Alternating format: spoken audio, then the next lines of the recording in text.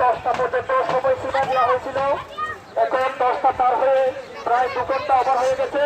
এখনো পর্যন্ত আপনারা আপনাদের দোকানের মালামাল সহ দোকান নিয়ে যেতে পারেন নাই।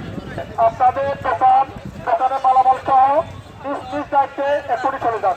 আসনের উচ্ছেদ অভিযান চালু হবে।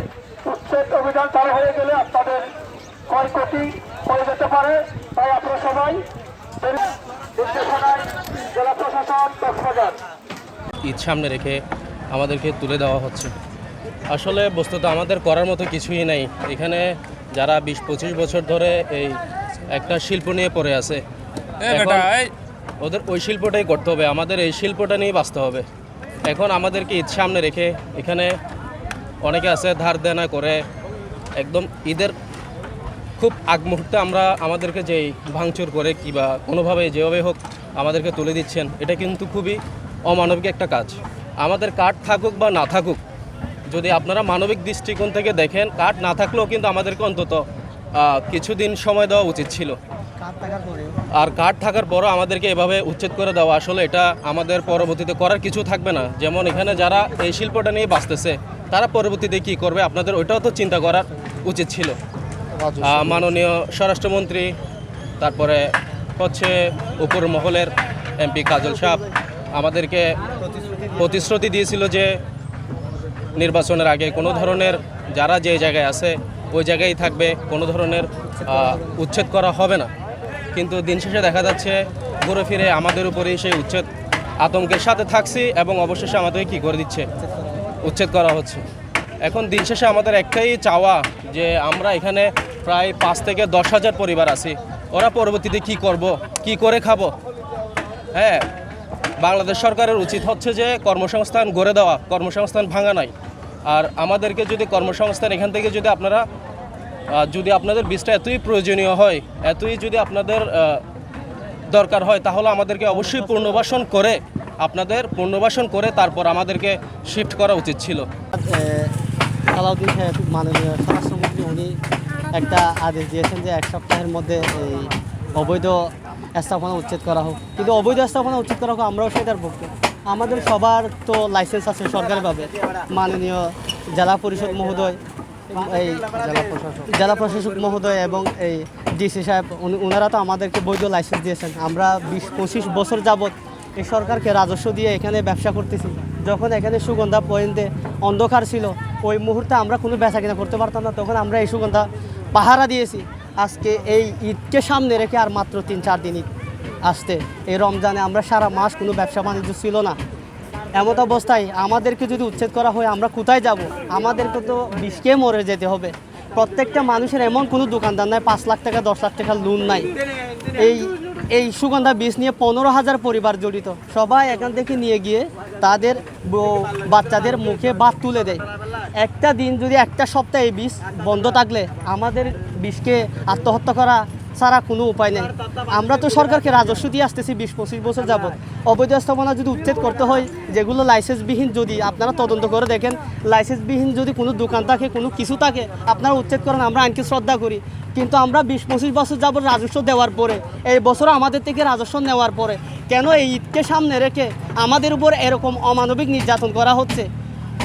আওয়ামী লীগের আমলেও যদি উচ্ছেদ করতে 1 মাস অন্তত পক্ষে সময় দিত, আমাদেরকে কোনো নোটিশ না দিয়ে, কোনো সময় না দিয়ে কীভাবে এই ঈদে এই রমজান এই ঈদকে সামনে রেখে আমাদের উপরে এরকম অমানবিক নির্যাতন করা হতো? যদি আমাদেরকে উচ্ছেদ করতে হয় তাহলে করুন, সমস্যা নেই, তবে আমাদেরকে পুনর্বাসন দিয়ে আপনারা উচ্ছেদ করুন। কি করব আমরা? আমাদের তো কেউ ভিক্ষা দিবে না, আর আমরা তো চুরি ডাকাতি করতে পারবো না। আমরা এই আগে থেকে ব্যবসার সাথে জড়িত, পড়াশোনা করে আসছি, তাহলে আমরা এই ব্যবসা যদি আমাদের বন্ধ থাকে আমরা কি চুরি করতে পারবো, ডাকাতি করতে পারবো? আপনারা বলেন। আর আমাদের কি কেউ ভিক্ষা দিবে? করতে হবে সেটা আমরা জানতাম না। আর এখনও আমরা যে ইলেকশনের যে ভোট দিছি, এই যে ভোটের কালিও যায় নাই হাতের থেকে, দেখেন আপনারা ভালো করে। এর আগে আমাদের উপরে এত বড় আঘাতটা রাষ্ট্র থেকে করা উচিত না, যেখানে রাষ্ট্র জনগণকে কর্মসংস্থানের ব্যবস্থা করে দিবে, সেখানে 4,000 পরিবার একসাথে রাষ্ট্র কিভাবে উচ্ছেদ করতে পারে কোনো সতর্কবাণী ছাড়া, আমরা রাষ্ট্র থেকে জানতে চাই। আর এটা এই শিল্পটা কক্সবাজারের ঐতিহ্য, এটা কক্সবাজারকে রিপ্রেজেন্ট করে। শামুক ঝিনুকটা, আমরা ওই শিল্প নিয়েই আমাদের বাপ দাদা এবং আমরা ওই শিল্প নিয়ে জড়িত, ওইটাই আমাদের রুজি রুটির প্রথম উৎস। আমাদের প্রথম কথা হচ্ছে ওনাদের যদি আমাদেরকে উচ্ছেদ করতে হয়, সেক্ষেত্রে আমাদেরকে একটা পুনর্বাসনের জায়গা ব্যবস্থা করে দিয়ে উচ্ছেদ করা আমি মনে করি উচিত ছিল, সেটা ওনারা করে নাই। আর রোজা রমজান মাস আমরা ধার দেনা করে সবাই মাল উঠাইছি, যেহেতু আর 3টা দিন হয়তো বাকি আছে ঈদের পরে, যেহেতু এটা পর্যটন শহর, এখানে প্রচুর পরিমাণ পর্যটন আসবে, সেই কারণে আমরা প্রত্যেকটা দোকানদারে লাখ 2 লাখ 3 লাখ ওইভাবে হচ্ছে ক্ষুদ্র ঋণ নিয়ে আমরা মাল উঠাইছি। কারণ আমরা এটা কীভাবে পরিশোধ করব আমরা জানতে চাই, আমরা জেলা প্রশাসনের কাছ থেকে জানতে চাই আমরা পরিশোধ কীভাবে করব আমাদের লোনটা। আমরা আজকে গিয়েছিলাম ওনার কাছে, যেহেতু উনি কক্সবাজারের সর্বোচ্চ দায়িত্বশীল জায়গার মধ্যে আছে, উনি কক্সবাজারের পর্যটন শহরের এই বিচের মা বাপ, ওনার কাছে গিয়েছি, উনি আমাদের দরখাস্ত রাখে নাই, আমাদের কথা রাখে নাই, উনি কোনো কথাই শুনতে চায় না, আমাদের সোজা কথা চলে যেতে হবে। আমরা ওনার কাছে একটা সপ্তাহ, শুধু ঈদের পরে 1 সপ্তাহ ব্যবসা করে ধার দেনা পরিশোধ করার জন্য সময় চেয়ে গিয়েছিলাম, কিন্তু উনি আমাদের কোনো কথা রাখে নাই। আমরা আপনাদের মাধ্যমে রাষ্ট্রকে জানাতে চাই এবং জেলা প্রশাসনকে জানাতে চাই, অতি শীঘ্রই আমাদের ধার দেনা পরিশোধ করতে পারি মতো অতি শীঘ্রই আমাদের জন্য একটা বিকল্প ব্যবস্থা, সেটা ঈদের 1 সপ্তাহ পরে হোক, ঈদের 2 দিন পরে হোক, ঈদের 7 দিন পরে হোক, এর চেয়ে বেশি সময় অব্যাহত করলে এখানে অনেক দোকানদার আছে যারা হয়তো অঘটন হয়ে যেতে পারে, স্ট্রোক করে মারা যেতে পারে, এমনও শঙ্কা আছে, যেহেতু প্রচুর পরিমাণ ধার দেয় না, প্রচুর পরিমাণ। আর ফ্যামিলি নিয়ে 4000 পরিবার ফ্যামিলি নিয়ে কোথায় যাব আমরা কোথায় যাব? সেখানে নতুন রাষ্ট্র গঠন করে, নতুন রাষ্ট্র যেখানে আমাদের প্রধানমন্ত্রী বলতেছে ফ্যামিলি কার্ড দিচ্ছে, কেন? মানুষের আয় রোজগার বাড়ার জন্য, সেখানে আমাদের আয় রোজগার বন্ধ করে দিয়েছে। আমরা তো ফ্যামিলি কার্ড চাই নাই, আমরা চেয়েছি সুষ্ঠুভাবে যেখানে আমরা ব্যবসা করতেছি সেই জায়গায় আইনিভাবে আমরা ব্যবসা করে ফ্যামিলি নিয়ে চলতে চাচ্ছি, এর বাইরে আমাদের কোনো চাওয়া নাই। এই সিদ্ধান্তটা আসলে পরবর্তীতে ঊর্ধ্বতন কর্তৃপক্ষই নিবে, এটা তারা সবার সাথে বলবে, বসে তারা সিদ্ধান্তটা এই মুহূর্তে বলা সম্ভব না। এবং আজকের মধ্যে শেষ হবে কিনা এই জিনিস উচ্ছেদ কার্যক্রমটা? জি, এই অংশটুকু আশা করি আজকে। অনেকে অভিযোগ করছেন যে জেলা প্রশাসন এখানে কার্ডের যে অনুমোদন, যে অভিযোগ তারা সেটা কর্তৃপক্ষের কাছে জানাবে, দেন কর্তৃপক্ষ সেটা খতিয়ে দেখে সেই মোতাবেক ব্যবস্থা। অভিযান কি শুধু সুগন্ধায় সীমাবদ্ধ না, থাকবে? ড্রাগন মার্কেটতেই।